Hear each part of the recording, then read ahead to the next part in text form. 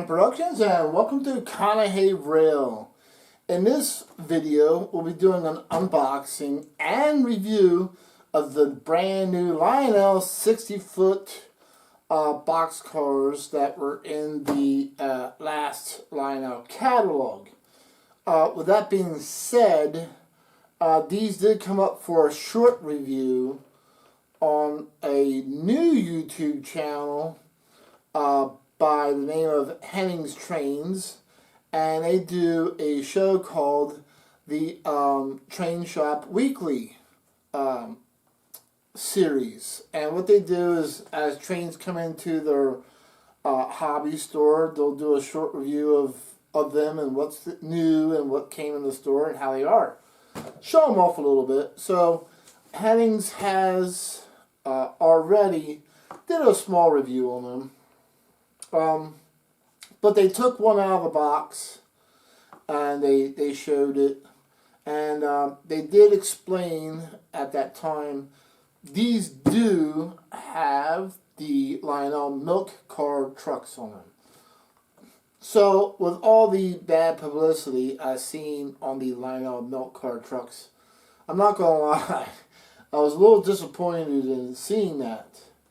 So they took one out of the box and they tried to couple it with another car, and of course they couldn't get it to couple. They kept trying and trying, and finally I think it was Harry who said they were supposed to fix them, and he thinks maybe a little drop of oil on the coupler would have helped that particular car to couple up with the other one. So we're going to do a more in-depth review. Now remember, Dakman Productions is not sponsored. Dakman Productions does not have a manufacturer backing them up. So my review is 100% honest, and in my opinion, of course. So what it is what it is. That's all I got to say.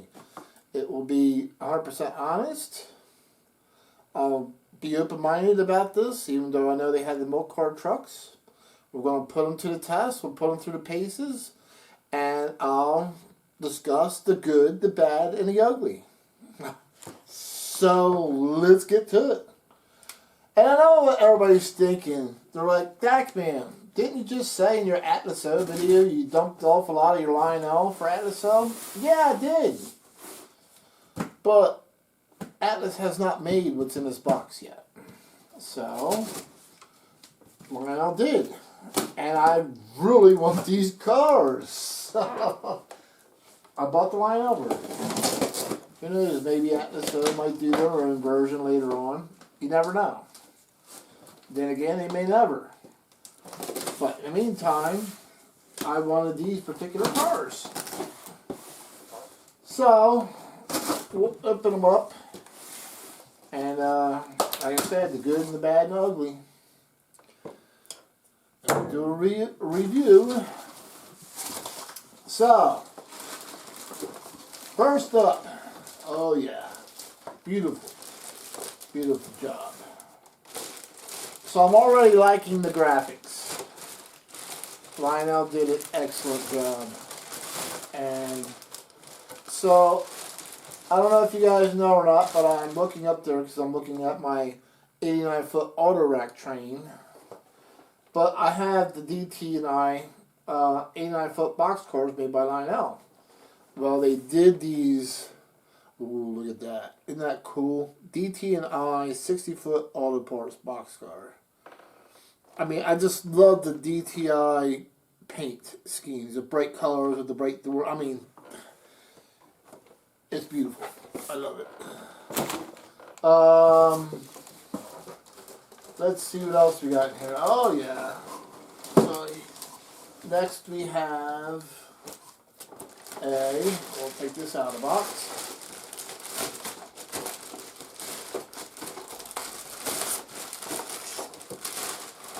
Oh, yeah, that's cool, too. So, we got a Penn Central 60-foot boxcar. And again, I can't tell if there's a glare or not. But we'll get these out of the boxes and we'll look at it. But even though Atlas O does have 60-foot boxcars, they haven't made these yet either. And the Atlas O version of this is all one solid color and it doesn't have the yellow door on it. So I wanted the Lionel version instead. And so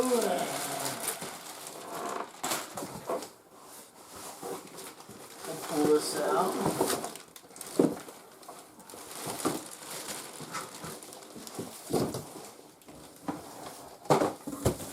And we have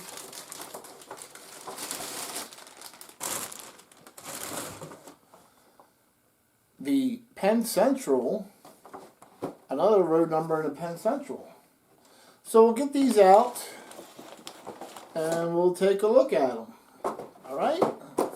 Let's get these on the track and see what they do.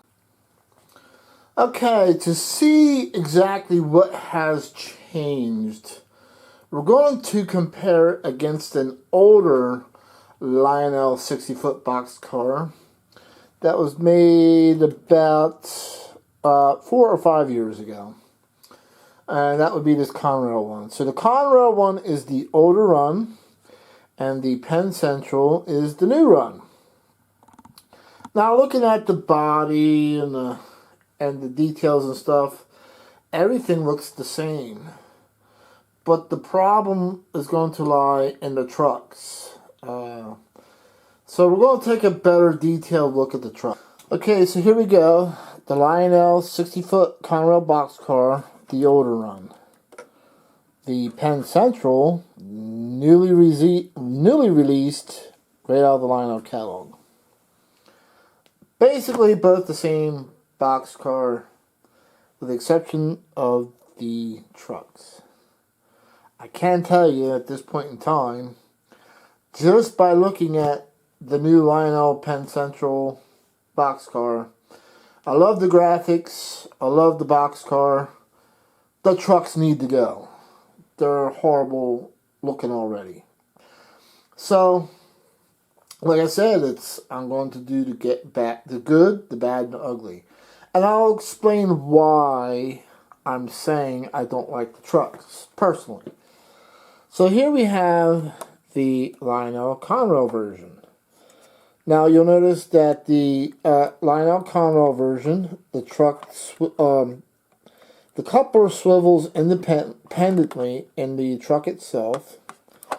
The truck has die-cast sprung, has springs in it, and the springs actually do move up and down, so it does actually, it is not simulated. So everything on this car is totally die-cast metal. From the coupler to the truck to the side frames, the wheels are metal, independently moving coupler, and the springs actually really do work. So they will compress inside the truck. So I love this car. So let's take a look at the Penn Central. Oh boy. So right off the bat. So the coupler does not move independent of the truck like it did on the older run. That's problem number one. So we'll open this up to see how it works here.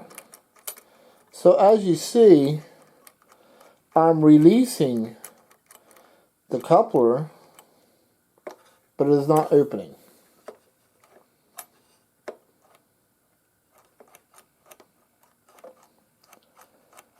The coupler will not open. This is the first car I took out of the box.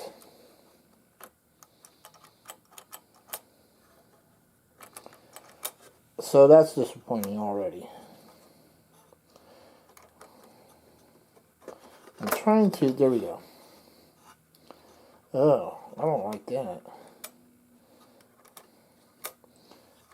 Yeah, so already the coupler does not open. There it goes. So maybe a dab of oil will help. That was the suggestion that Henning had made. We will try that. However, here's other key issues I'm having. The truck itself, the center part is definitely plastic. This is all plastic in here. This whole section in here is all plastic.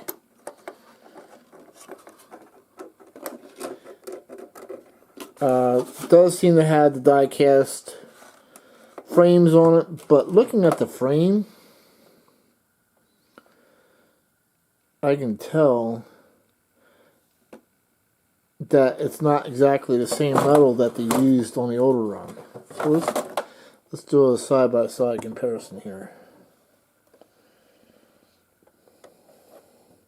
You can see the difference in quality of metal.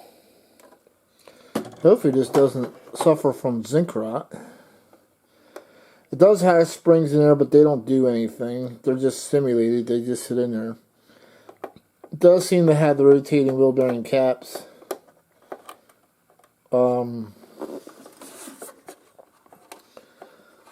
So I am so not sure what this metal is made out of, but it just doesn't feel right. But this is definitely plastic in here. Alright, so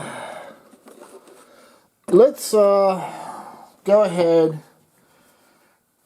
and put this in a train without oiling it first to see how it performs right out of the box. Like I said, basically the same car as the older run Lionel from what I see, with the exception of the trucks. Just like the milk car trucks, they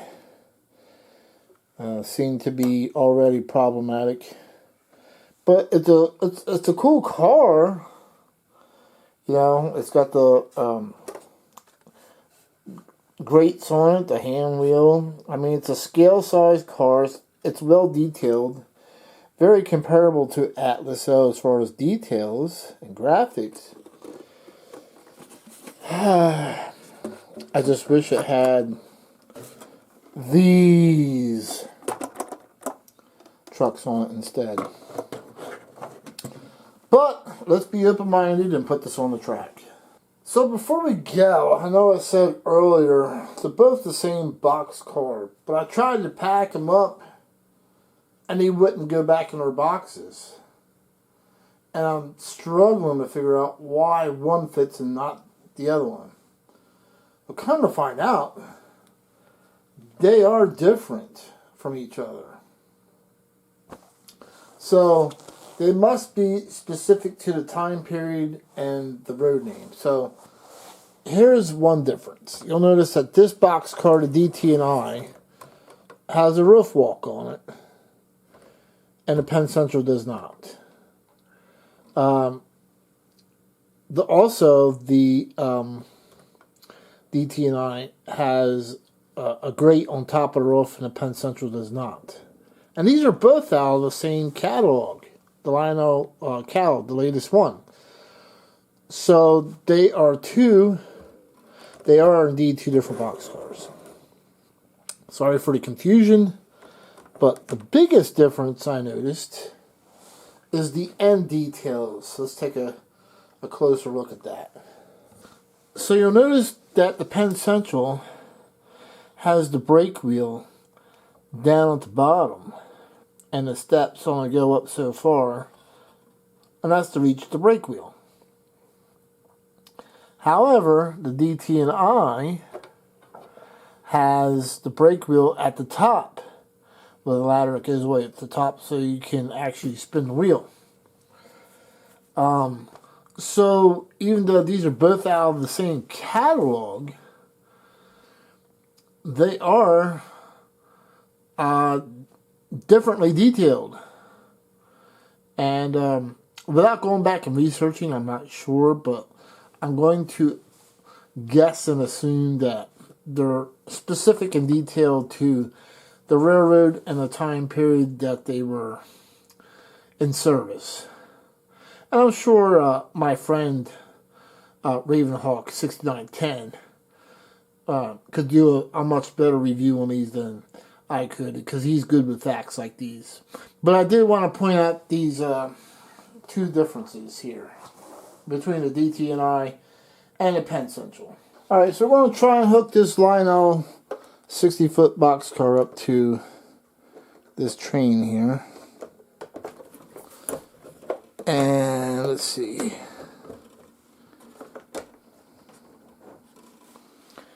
There we go. Alright, so let's see how it couples. And of course, there it goes. Seems to couple okay. So what I'm seeing is, the problem I'm seeing is the coupler, the knuckle coupler does not open up all the way, and it doesn't seem to work smooth.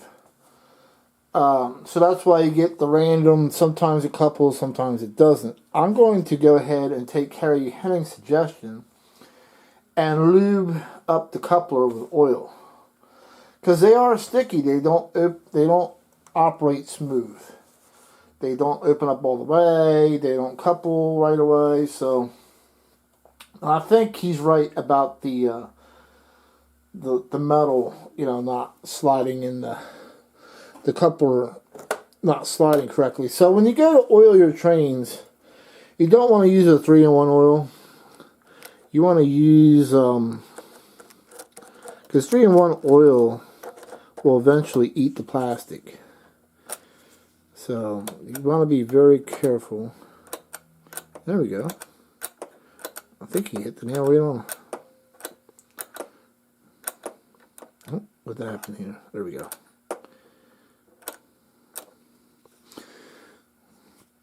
So you see not oiled here and here, but I think I might need to oil a little bit more up in here. Okay, let's see how this does.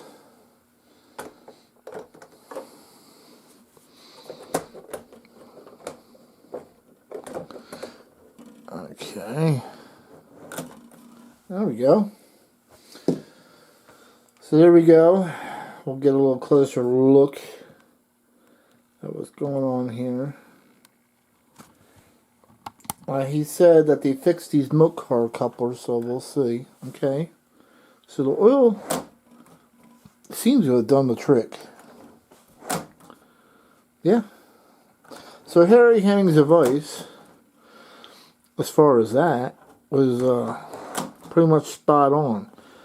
I'm not sure exactly what they fixed on it, but he said Lionel did a couple changes after so many complaints of the milk car failure.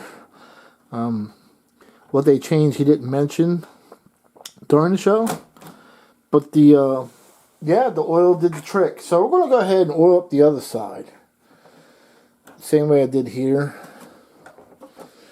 So we'll oil up the other side, and I'll do this on video so everybody can see where I'm oiling this at. So we're going to oil this here. We're going to open it up. See, it's not. See how I pressed this, and it's not opening. So it looks like, there we go. So we're going to oil in here. We're going to oil this. See that right there where the knuckle actually. So I oil right there in this area as well. And it still doesn't want to open. Still being difficult. I don't know if I have to work it some more.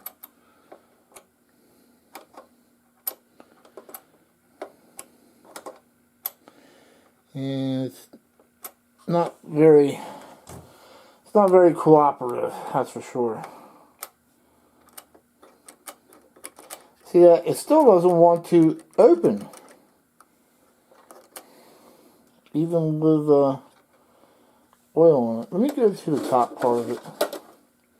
Maybe we'll oil the top part as well. I can feel it binding, but I just don't know where.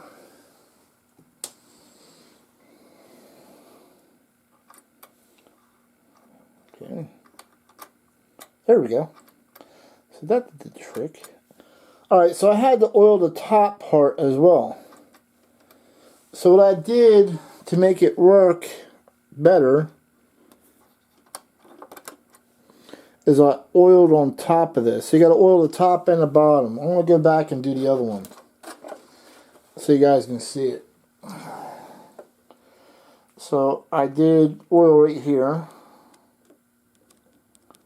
there, into the joint, and then right here.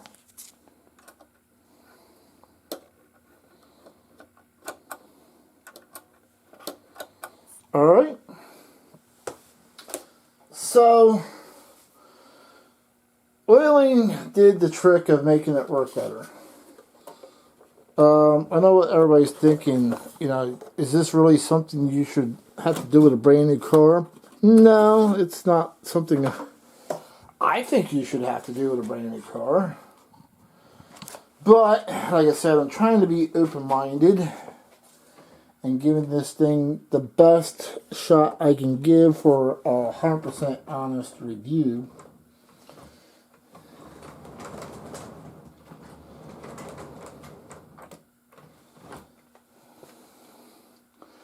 You know what I'm going to do? I'm going to put both of them on here. And this is 054 track I'm going to use it on. Alright, so we're going to see how they couple on the curve. Now this is the problem with... I'm trying to get out of the light so you guys can see. So there's no way... Alright, so we'll throw a little light on the subject here. And you can see how far off the couplers are from coupling in a curve. Now if these were any other car, you could take the coupler and simply move it, but since they are stationary, and the problem is when you try to force it to move, which is what I'm doing here, you're actually moving the truck and forcing it off the rail because it is a fixed coupler. And the reason for this experiment is because I want to see how much of a bind there would be in a curve. Alright. So I was able to couple it, but I want to show you something. So as the truck is moving, or the coupler moves, you can see it's forcing the truck around.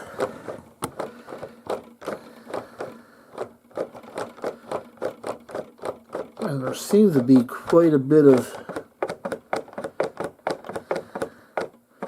slop as far as the gauge tolerance there on the wheels.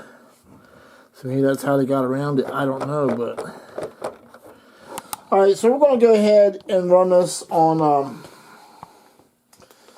054 track, and we'll see how they perform.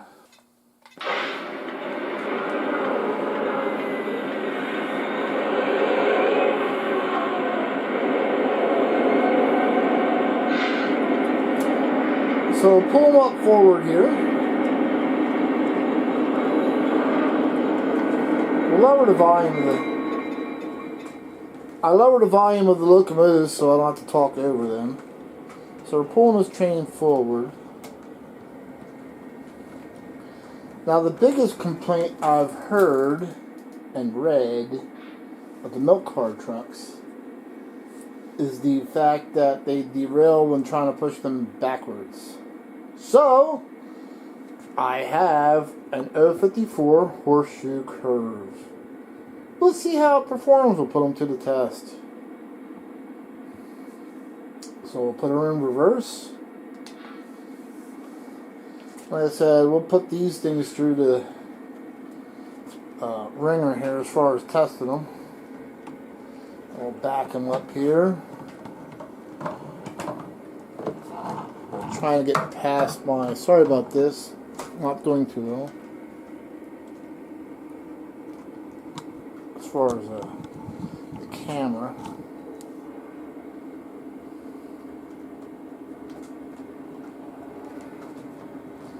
And we'll see if it'll back through the 054 curve.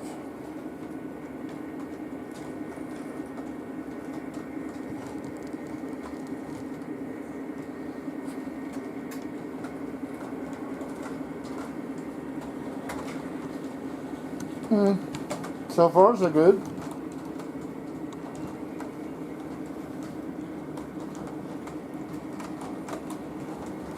Alrighty. Alright, so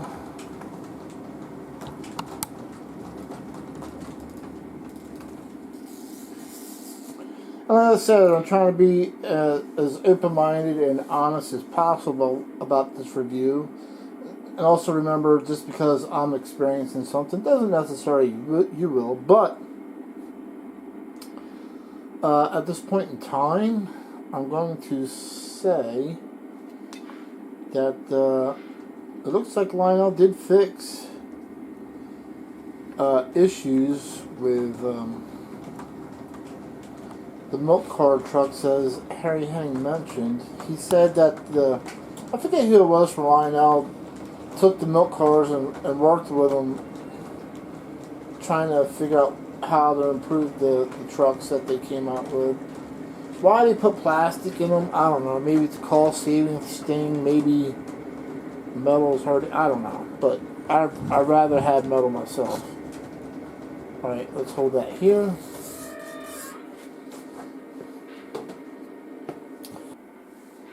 Now remember, I'm on 054, so I don't know how these will perform on anything smaller. Not sure what Lionel recommends as far as diameter track. Just keep in mind these are a gauge, true scale.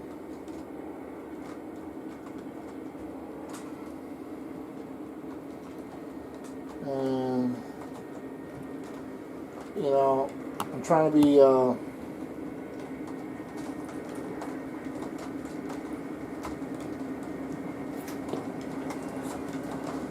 and we'll go ahead and back it around here. We'll give it the real Conahey rail test. Why not, huh?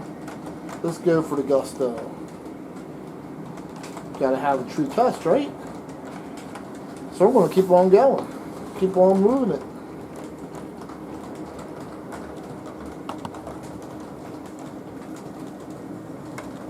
So right now it's in a curve.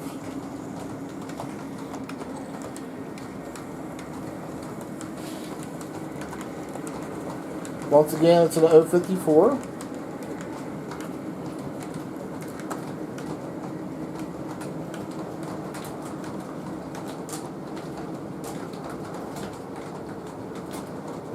Alright. Well, as the viewers see, I did back them around an 054 curve, multiple 054 curves, reversing and everything. They seem to have done pretty good. I think I put them to enough tests because right now they've passed the 054 curve backup test. I remember people saying that the milk cars would bind in the curve and then derail backing up. But these two did well for me.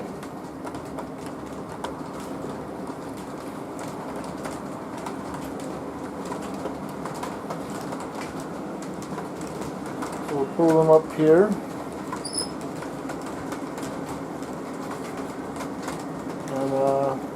Right now, they're coupled to other name brands. They're coupled. That Conrail is Atlaso, and the Sioux line is Atlaso. So right now, those two cars are actually coupled up to other name brands, and they seem to have coupled up just fine, as you've seen a few minutes earlier after applying some oil.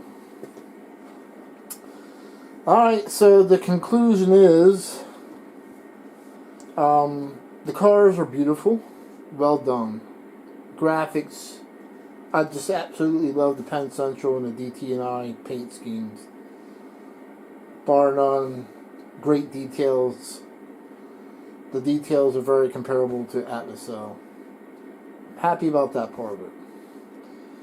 The trucks, I'm like, up in the air about. Although they did pass my tests that I just performed. The 054 curve backup test. I did take Harry Henning's advice and I oiled the trucks after I had an issue with them coupling. Oiling in the spots that I just showed you in the video absolutely did work, as he mentioned. So, I would say these would be safe to buy only if you had 054 and up curves. I wouldn't run them on anything tighter than that. I think, without testing, I think they would bind on anything smaller than 054, but that's just an opinion. I don't have anything here to prove that with, so you can take that as you will. Once again, I thank you for watching Dakman Productions and watching this review, even though it was in depth a little bit more. I just wanted to put these through their rigorous testing after seeing milk car reviews, but it looks like they did make the proper changes, even though, you know, I'm not really too thrilled about having plastic in a truck, but I guess you could look at it this way, the model body itself was plastic, so at any rate, would I buy these over again? Now that I see them, yeah, I mean, I would buy these over again because they are beautiful. They're very well done. So, I do plan to run a 60-foot boxcar train soon with my auto racks. So, take a look out for that in the future. Okay, thank you for watching Dakman Productions. We'll see you next video.